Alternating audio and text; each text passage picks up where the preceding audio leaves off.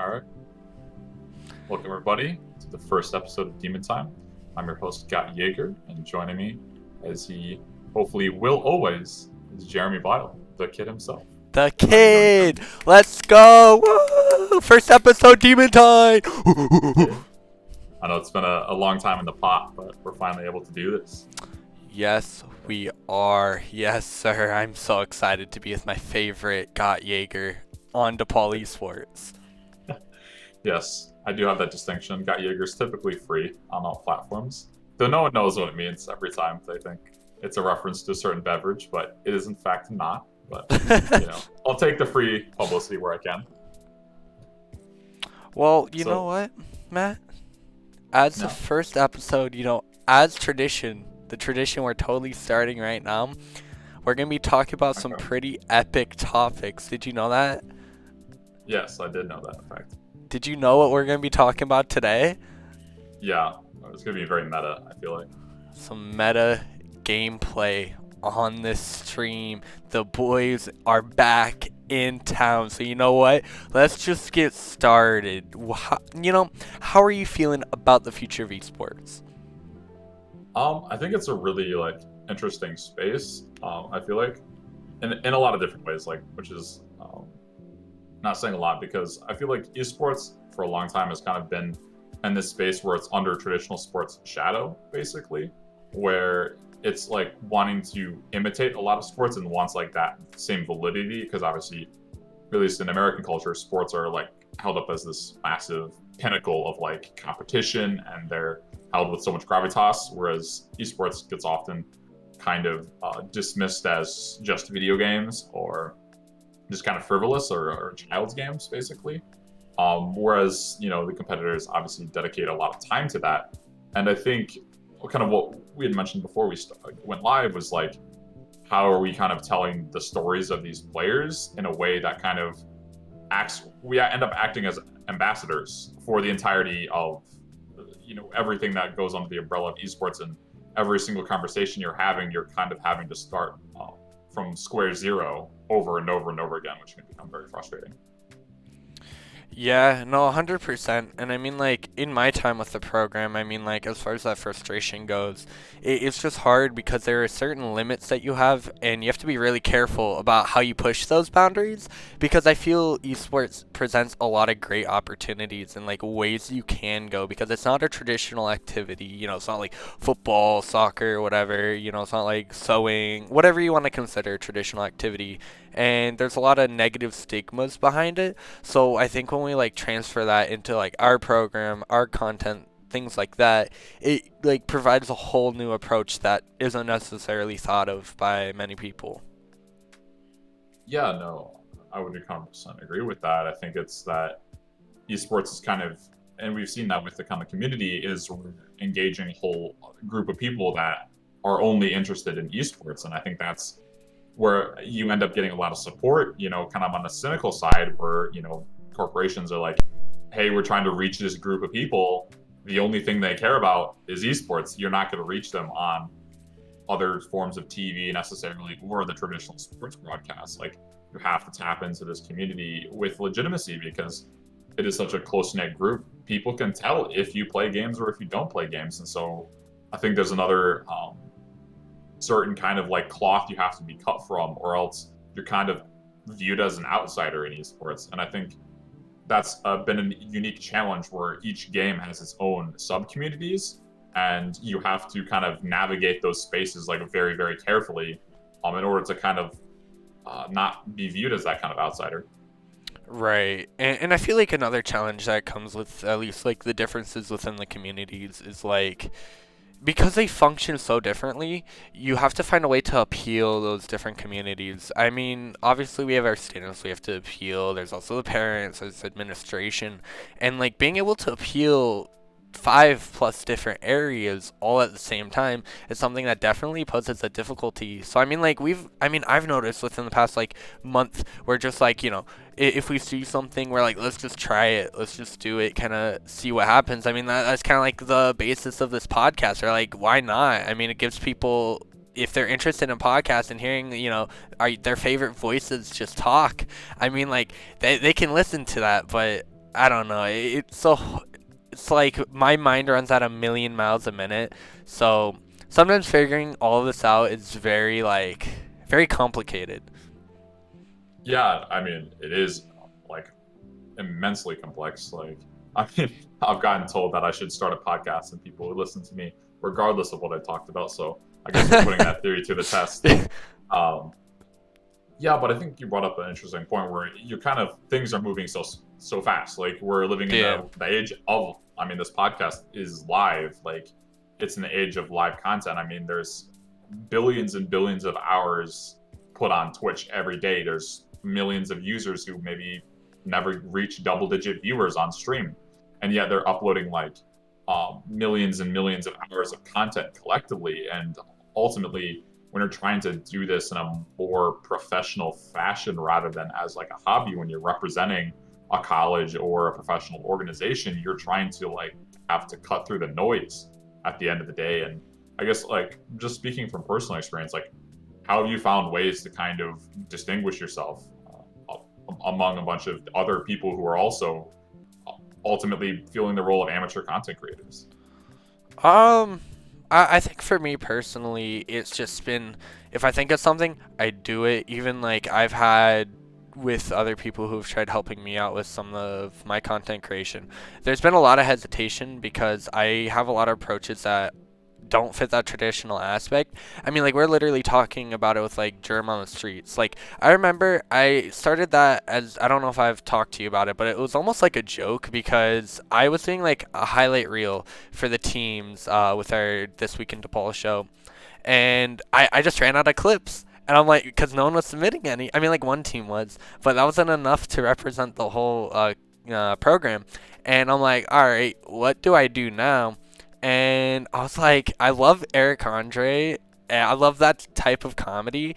And I was like, what if I tried implementing that as a way to like educate people? And honestly, Educational Eric Andre. I love that. literally, yeah, and I thought our boss Courtney wasn't gonna like it, like the first episode I made, because it was just very low production style. I really had no clue what I was doing, and she loved it, and my coworkers loved it, and I just started doing more and more research to kind of expand my horizons as to how to bring up production quality and how to like be a better writer, director, producer, all of that, and it's a whole new avenue as far as like teaching people like anything, which is absurd that it actually worked. Like, it's crazy. Yeah, no, I think a lot of times like having successes are so unexpected, because a lot of times they can be on the back of a lot of things that didn't necessarily pan out for sure. Right. And I think that's so important in terms of trying to distinguish yourself in any way, is like just showing up and doing the work, which is the classic adage, but it continues to hold true and also I think doing it consistently, not just, showing up and doing a stream or doing a piece of content, but like day in, day out, being willing to commit to doing it. And then other people will start to kind of, recognize that you're like, oh, this person's posting consistently. Oh, this person's consistently making this. And then you start to kind of filter in and kind of get that many check marks next to your name, then they might be willing to give you a shot, which is really awesome. And what the goal is, honestly. Oh yeah, 100%. I mean, like, we've just seen that in the program alone. I mean, people just kind of, we're at a point where people are just doing, like, you know what I mean? I don't know if doing is the right word. People are just like participating, whatever fashion like that may be, and we're just seeing growth in so many areas. And I mean, you could definitely see in the competitive teams. I mean, like, look at CS:GO for example, because I know you're a big component of that. But I mean, like, people are, one, so tightly knit, like you're saying, but two, they're helping us create that content by having those tight knit communities and like existing. I really don't think I'm explaining this in a good way. I'm really struggling putting my words together for this. But by having those like tight knit communities, we're able to like create content, and slowly we're able to like do bigger and better promotions for it. Does that make any sense? No, I think it does, because I think ultimately, like, if there's not people, like, boots on the ground, like, playing in the teams and playing at a good level and, like, really striving for excellence, like, the rest of it doesn't matter. Like, you can't, like, gift wrap, like, something that doesn't exist. So the fact that we do have, like, so many excellent players, such a great community, like, I mean, tons of people that, have bonded, and, like, a lot of people's, like, how they network or how they like make close friends has all been through esports. And if that vibrant space doesn't exist, it doesn't matter like us trying to like film or do a stream or do commentary over a match. Is like, if we don't have any teams playing, or they're not playing at a relevant level, it doesn't matter how much commentary we want to do about a team that doesn't exist. So no, I think that's another thing to keep in mind, though, is like that the foundation of esports is ultimately the players and the competition. Like, there's no two ways around it. And if you don't have that, you don't have esports. Yeah, no, that's a really good point you bring up, because I mean, I've been here now about a year at least working, and then with the program like a year and a half, and there's only like a certain extent you can take things if people aren't cooperating. And I mean, like, that's one of the key things I've been trying to work on, especially this past school year, is like getting the communication up in order like to bring the most out of the community as possible. Because it's like you're saying, like, we can only do so much. It's like a give and take relationship with like our community and players. Oh yeah, exactly. And I think it's cooperation and kind of like almost like formalizing the stuff that's already there and just making that reliable essentially, because it's like, oh yeah, you can reach out to people, or you see people playing in big matches. It's like, all right, let's like kind of provide that framework and really highlight what people are doing in those matches and the stuff that's already there and existing, for sure. And I guess like in that, it seems like we've kind of talked about this a lot before we went live, but if you want to reiterate some of those points, but like how does it feel to kind of have to be someone who's filling so many gaps essentially, kind of being that fixer where it's like, all right, I have to communicate with teams, I have to be an interviewer on the streets, I have to be a film person, I have to be a video editor, I have to be just so many different roles at the same time. How do you kind of navigate that? It's hard. It's very difficult. Like you're saying, I mean, like if we look at Germ on the Streets, for example, I'm writing it, I'm producing it, I'm directing it, I'm at video editing it, cinematography, because like it's my baby. You know what I mean? Like I created it, it's working well, and I'm like, I don't want to see it like burn to the ground or go terrible. Like I'm always trying to one up myself every single episode. Like what can I do to make it a little bit better? And so like production on it, one episode could like it'll take like a month to get like a 5-minute episode out. Yeah. But then also on top of that, like restructuring the infrastructure of like student leaders, it's like I have to put on like I have a different character for different things. I mean, like podcasts, I'm like myself, I'm just talking. When I'm with student leaders, it's that professional aspect. And when it's German on the Streets, it's like this completely different character I've like fostered and created that as I grow and develop, this character also grows and develops. So it's like I wouldn't say I have like a formula in the way I've developed that character. It just kind of like, or develop like myself. I kind of do it. If things don't work out, I'm like, all right, what can I do differently? And I think one of the key components in that is having resources for the program. I mean, like literally this year we've gone so many more. I mean, literally last week we added on Dr. Medina to help out with like team dynamics and, team issues. But it's just a matter of actually like having those resources to expand. Yeah, and I think it's like definitely a unique position to be in, kind of like you mentioned before, a kind of a give and take relationship with those resources, because like you said, each resource that you get helps immensely. Like each person working on a task such as a show or a stream or a series of highlights, cuts the work like in half essentially. So you have so much in your mind that you want to execute and bring to the metaphorical pages at work, to the screen. But in order to get that support, you kind of already have to prove yourself. So it kind of becomes a catch-22. All the stuff that would bring legitimacy is the stuff, and would give you therefore support because it brings legitimacy, is the very thing that you need the support in order to bring into the world. So you basically have to kind of pro bono prove yourself in this space, like, and that's kind of just the reality. It's not an accounting firm where it's like, all right, you get your degree, you get your internship, and then you get on, you get your paid internship, and then you get on, and then you just off to the races after 2 years or whatever as a junior. Like there's no path like that in esports. You just have to put a lot of stuff and do a lot of work for free, to be honest, like in order to get anywhere. And then it's rewarding when you do get that support, but there's definitely that period, I feel like, where you have to just do stuff for free. Like, I mean, that is just the way it is right now.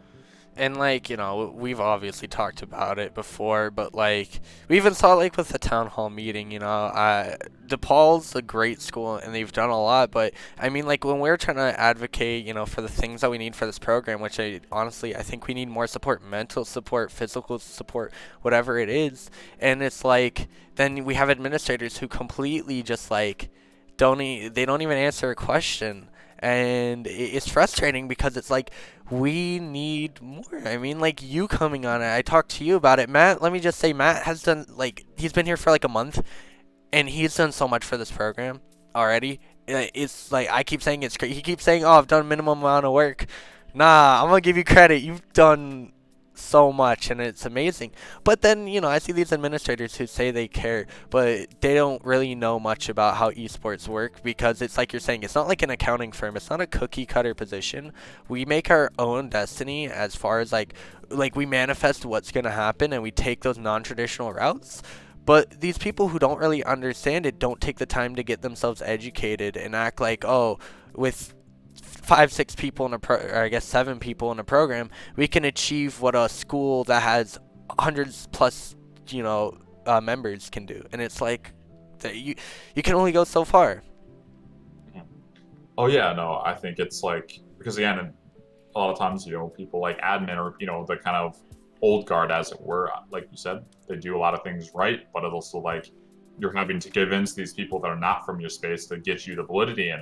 So you're having to kind of like convert everything you're doing to play by their rules. It's like, okay, we have this many students involved. We have this many students who only do esports. We have this many students, continuing their like factoring like this is a big reason why they're attending DePaul rather than another school. And then, we have prospective students who come in and are like, oh, what are things are your program offering? And it's like, well, our university doesn't necessarily offer, certain things, but like we as a community offers like, these things like, and, these are all the super amazing people you can meet. This is the level that we're playing at. And I'd like to think we do play at a pretty high level among collegiate esports, like across the board. Like, and that's actually just another thing. I think a shout out to a lot of the DePaul students because honestly, like across the board, across a lot of different teams, like we have a very competitive roster, which I think is very difficult to maintain. Honestly, like you said, when we don't have mental support, you don't have coaching half the time, or if you do have coaching, it's part time or it's a student coach. It's not someone who's because that's the other thing is like esports doesn't have this, like you said, pipeline where you have it's like okay, you have these retired basketball players that go back and become coaches, and then someone's coaching your like little league team, and then your middle school team, and then your high school team, and then your club team, and then your travel team, and then your college team, and so on and so forth. There's no pipeline. Everyone's having to fulfill all these roles on the roster. It's like someone ends up being the captain, the team manager, doing administration things, being probably the club president, as well as like, oh, I'm the coach. I have to give feedback to all the players that are with me, and that ends up being a huge burden on all these student competitors or student athletes. So it's really Yeah. intense. No, 100%. And I mean, like, I'm sure you understand as being someone who was like that coach figure for a bit for CSGO on top of like before you're working for the program. I mean, like, I was reaching out directly to you as far as, funding and setting up events and getting stuff into D-Hub, whatever. And like, you guys do so much, and like you're saying, yeah, the program offers a lot, and it's crazy when you look at the numbers. I mean, we have more students than like study abroad.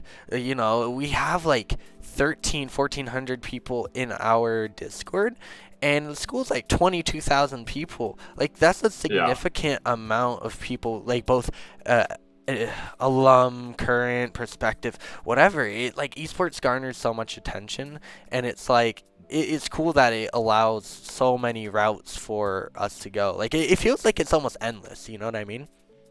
Oh yeah, exactly. I think the potential is endless because every quarter there's a new game. Like Halo Infinite's just come out, and there's been a decent amount of interest about that being a team, and that's suddenly say 5, 10 people just to start that are just like, I'm a Halo player. I want to join the program now. Suddenly that there's a new Halo game coming out, and that's like I think unimaginable growth that a lot of other like you don't just randomly like get so much exponential growth in other spaces. You kind of know, okay, like you said, we're a study abroad group, so it's people who have the resources to travel abroad, and that's that. Whereas esports is basically like with a lot of the games, they're built to be able to be run on almost any hardware. So it's like, and we also are very grateful for having an esports space where students who don't have the hardware or just who want to play on campus can. And so it's like, all right, anyone who wants to show up and play can play. And the list of titles is ever expanding, and it's really amazing to see like such a ever growing community, honestly. Oh, 100%. And like our community that we have is so unique. I mean, when I'm in the center, which fortunately and unfortunately, I'm not in as much this quarter. But it's so cool the amount of people I just get to talk to, and like I feel esports is unique because no one cares like race, ethnicity, religion, sex, sexuality. None of that matters, and especially when we're at a school like DePaul where people they tend to, it's, a liberal standing school, and especially in a big city like Chicago, people don't get into these arguments. It's like a safe space. I find it's very much a safe space from the craziness the world is in. I mean, like, you and I were literally talking about, like, that interesting interaction I had on the train, and it's like, it's like, when you're in that center, it doesn't matter. Nothing of the sorts matters, and you can just have a good time. You can, like, talk to the moderators who are always, every single one of us, past and present members, are amazing. And the people in there they just want a game, like, or talk about music or football, whatever it may be. And so I think it's cool that, like you're saying, DePaul has helped facilitate something like that.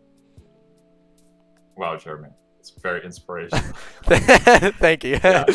You know what? I don't want to ruin that point. I think, honestly, I don't have anything to add besides the wonderful community of DePaul. And if there's any of you tuning in, thank you for stopping by our podcast, listening to us to ramble on for about 30 or so minutes. But Let's go. I don't think I have much else to add, honestly.